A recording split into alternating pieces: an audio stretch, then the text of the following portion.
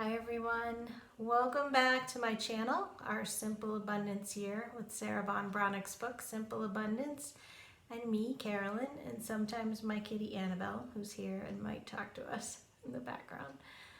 This is August 30th, 2020, if you're watching real time, and today's entry is one that I can relate to, and I think there probably will be a lot of people out there who can relate to it as well. Sarah's talking to us about the moment that you have to admit that the well has just gone dry. Like you have no creative feeling inside. You just don't even feel like you can come up with anything positive to say or do.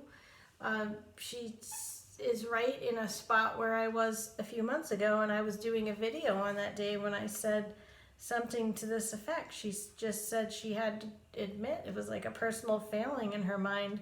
It was like discovering a terminal illness that for months she had been unable to dream, she says. I couldn't fantasize, visualize, or even make a wish. Yeah. That's how I felt when I was doing that video. I think it was in February for you guys. Well, I was trying to come up with new dreams, but I just couldn't come up with anything. So she's having a conversation with her agent, and she says, what do I do?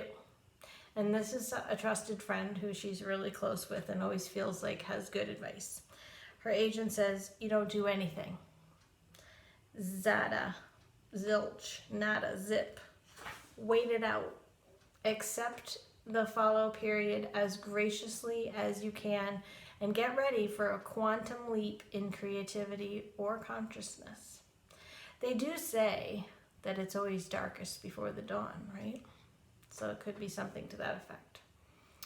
And this is Sarah again. However, it's so difficult to come to a halt because when we want to get on with our careers, relationship, health, creativity, but when we're too parched to pray beyond tears or too drained to give a damn, it's time to cease and desist.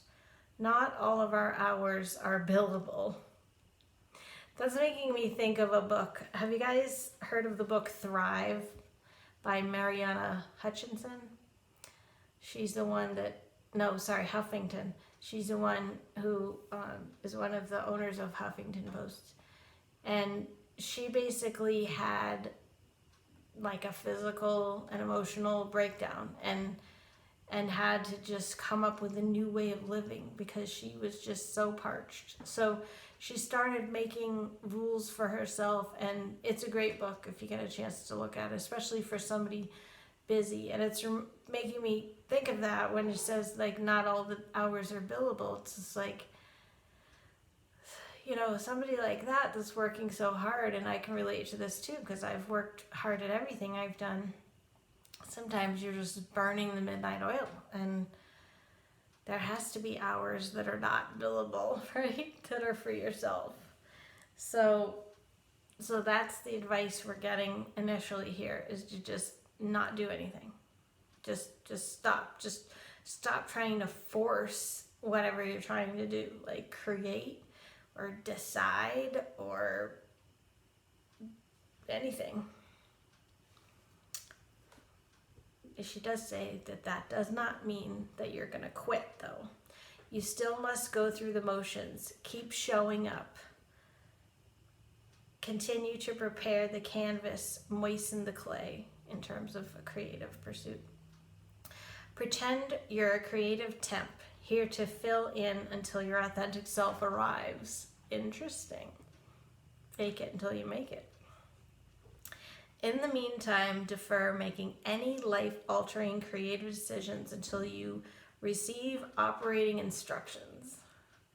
Your only assignment is to replenish the well. Yeah, because if it's gone dry, you definitely need to replenish it. Search for the underground spring through creative excursions. We've talked about those. Keep in touch with the authentic self with your gratitude journal. Hopefully you're doing that. And the little things that bring you pleasure.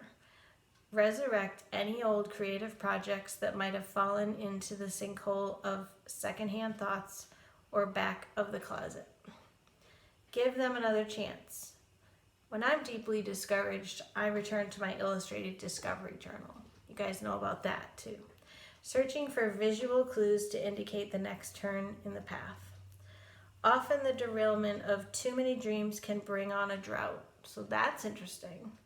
If you have too many dreams, and if they're derailed, then that can bring on, like if you're met with a lot of maybe rejection or just things not working your way, right?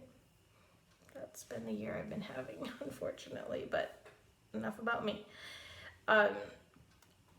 Whenever there's a dry period, there's still plenty of light. We're just blinded by dark dust storms. I've heard that before. I've heard that that sometimes, especially in depression, that it can be like a cloud where you can't see the sun, but it's there. There is light still, right? The despair can often result from nurturance deprivation, not eating well, not sleeping enough, working too hard, and too long without anything to look forward to. If you're creatively barren, give yourself a break. And then she goes on to tell us that after she took 4 months off, that is when she got the inspiration to write Simple Abundance. So aren't we glad she took a break and replenished the well, and then it came? I like how it said that get ready for a quantum leap or an increase in consciousness. I mentioned transformation in another recent video, and the evolution of consciousness is in terms an elevation and like graduating to the next level of it too. So in terms of what I was saying about how I said I hope that a lot of what I've been going through this year, which I would really classify as turmoil and anxiety and uncertainty, I would like to think that perhaps that's all been transformation symptoms, and that I'm like about to just break into this into the next level of consciousness. I do feel like I'm on my way. On good days, I feel like I'm definitely ascending, but on bad days, I can only see that cloud or the fog, like she said. In the natural world, droughts depart as suddenly and mysteriously as they arrive. And throughout that entry, and I didn't read all of it, but there is a thread in that entry about the divine too. And knowing that we have a divine partnership, whether you feel more comfortable saying that's the partnership with your authentic self or with the higher spiritual entity or multiple entities, whatever resonates with you. When you, again, it's this like let go, let God, and just kind of chill. I told you guys about how I'm trying to be like a little more chill about moving, and it's funny, in this last week that was kind of accelerated because they've already rented my current place to someone else, so they were asking me if I wanted to get out early, and I'm very proud of myself. I didn't 100% spiral into panic, but I'm still trying to just be like, okay, it's all gonna work out. But remember how I told you in that video that I wasn't going to allow myself to even pack for a month? Well, I've got to pack now. But maybe the timing shift is for the better. I'm trying to remain positive. It's amazing I'm just not in the loony bin right now because of everything that has happened. I mean, it's really been about the last 12 months, really. I guess maybe this will be the year that's like the breakthrough year though. And then I'm like right on the precipice of this huge, unexpected miracle. We can all hope, right? For now, I'm trying to still take it day by day and Focus on the now. So many of these entries this month especially have really been ringing true to staying grounded. And I like this entry about it's okay to just stop and just like kind of go through the motions. And maybe I'm like faking that I'm okay about the fact that I'm moving. And maybe I'm just, I don't know. Didn't think about it that way. I could just act like she said, like act like you're an intern for whatever creative project you're doing. I could be like, I'm Carolyn's assistant and I'm getting her ready to move. It's all gonna work out. I don't know the details. She didn't tell me, but I don't know. I could think about it like that, I guess. But in any case, I'm glad to have the book. I'm glad to have you guys. I'm glad to have all these topics that really get me thinking. And I think we're all ascending because there's just been so much growth in this year. And we're going to be going into September. Can't even believe how many months we've had and then how few there are left. But it's a journey. And then we'll go on beyond that. Even if it's the end of the year, we'll still be all trying to live the simple abundance path. It's not something that we're going to graduate on December 31st.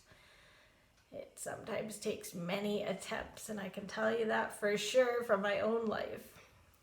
Thanks again for being here. Thank you for watching that very long video from the other day too about my budget. So glad to get great feedback from that. And I'll always look forward to your comments, so please leave me something, and I will talk to you soon. I'll see you again tomorrow. Bye-bye.